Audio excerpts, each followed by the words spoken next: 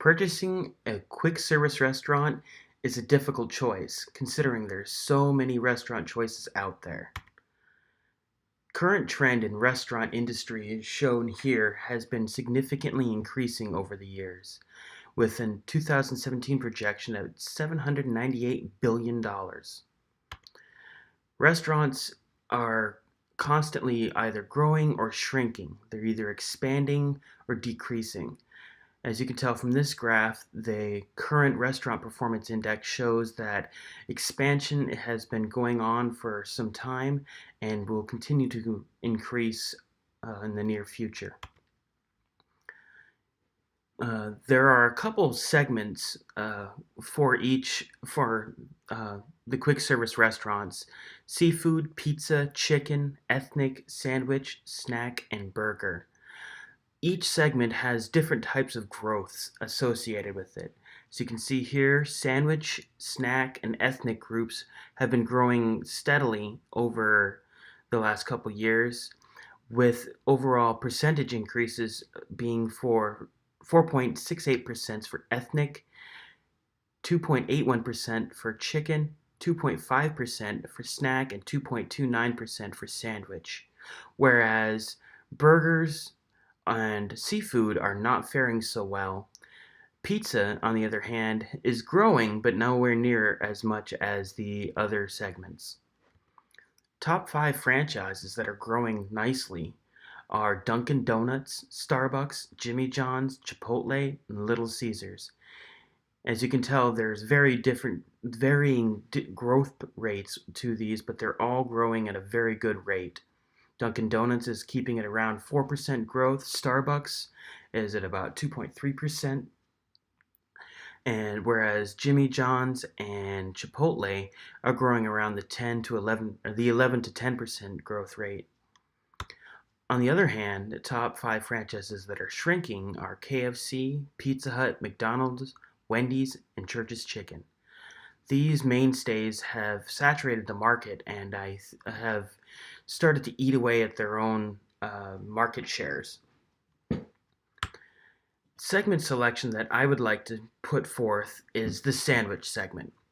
It's growing rapidly. It's got a very low overhead for this type of business. It has overall low startup costs. It's got a saturation point higher than other chains. It's got nowadays, considering consumers are wanting more healthy choices, it fits their healthier lifestyles.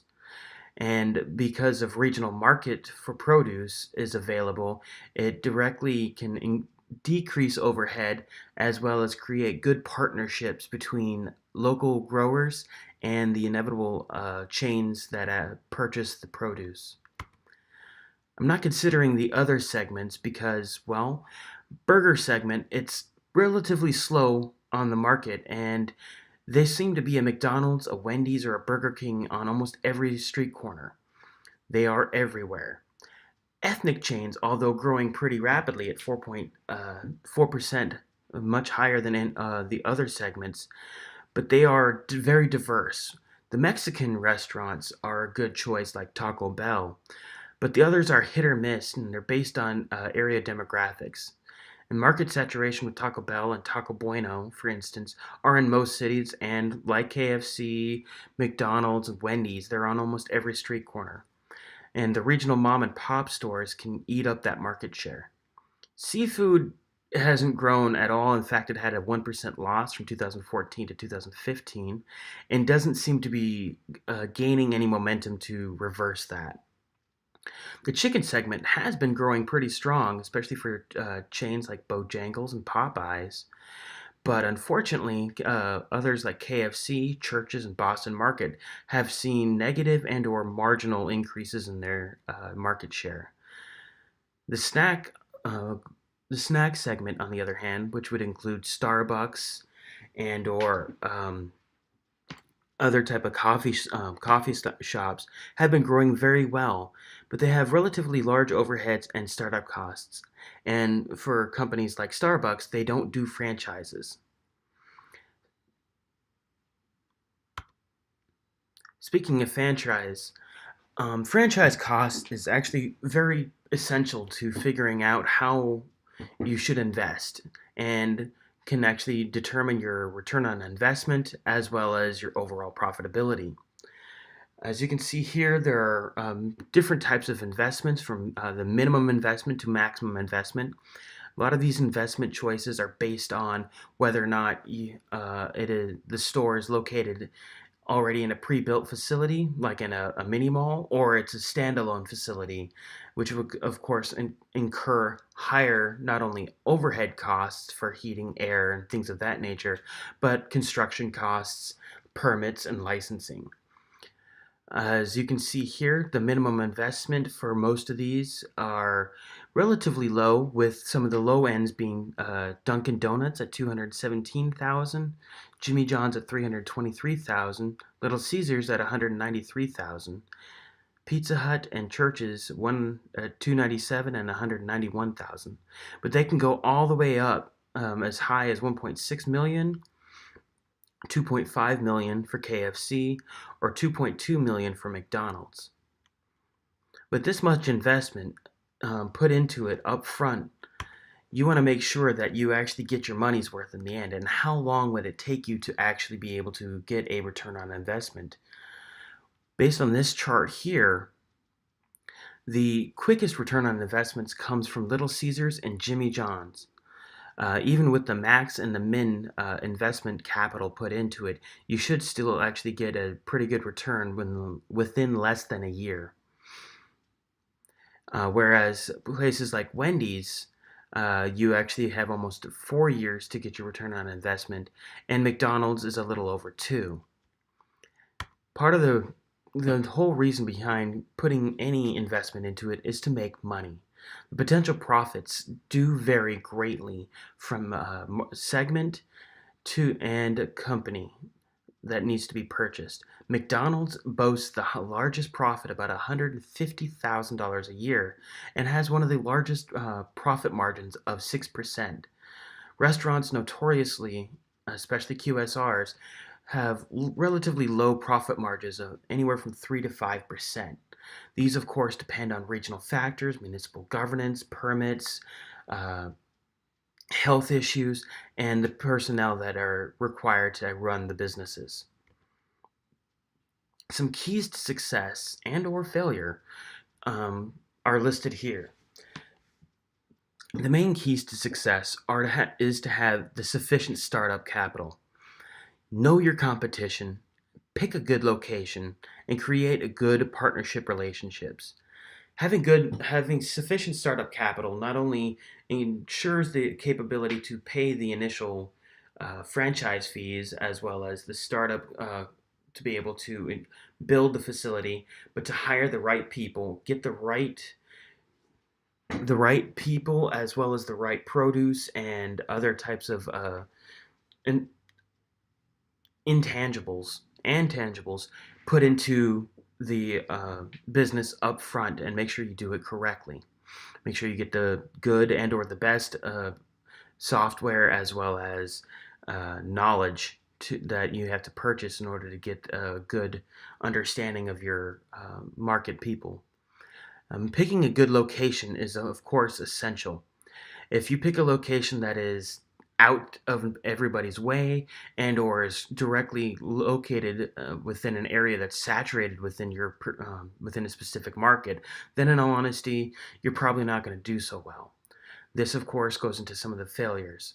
If you have poor promotion, if you don't sell your business, whether it be through internet, whether it be through promotions and or leaflets to the locals as well as to other people within the city to have them come out to your restaurant, you're not going to do so well. Most restaurants fail within the first year. If you can make it past the first year, the chances of failure decreases. If you have inconsistent offers or poor inventory management, that also will eat into your monthly income as well as increase your overhead costs. If you actually have poor staffing and or major turnaround, training costs money. Anytime you actually expend more effort into training somebody that doesn't pay off in the end, then of course you will spend more money to try to get that position filled and you're not making any profits. And with all this being said, I strongly recommend Jimmy John's sandwiches.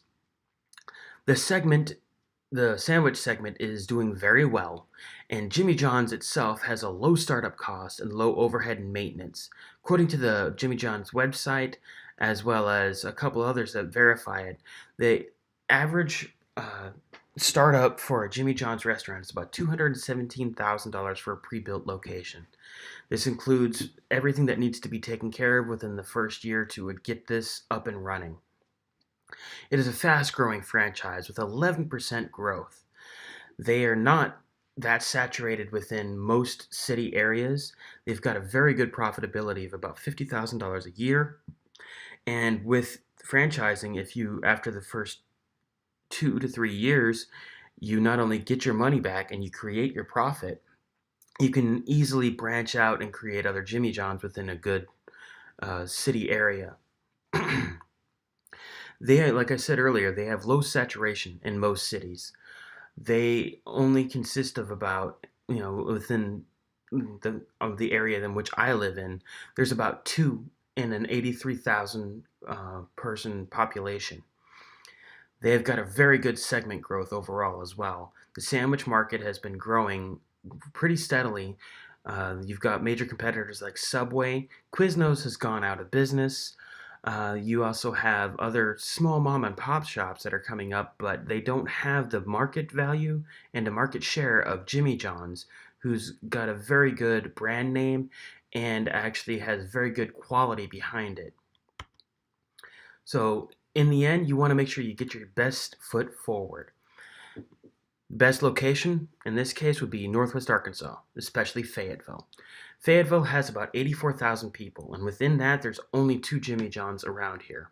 It's a college town with limited sandwich shops. The weather is actually quite temperate, and there's little concern for any major weather issues that may arise. Ice and snow is relatively light and only occurs for maybe a couple of days to a week or two during the winter months, but not to the point where it actually inhibits people and or customers from coming to the restaurants. The geographic impact is there are tornadoes in the area, but they rarely hit the city. And we are in a mountainous area here, and the tornadoes usually either go north or south of us.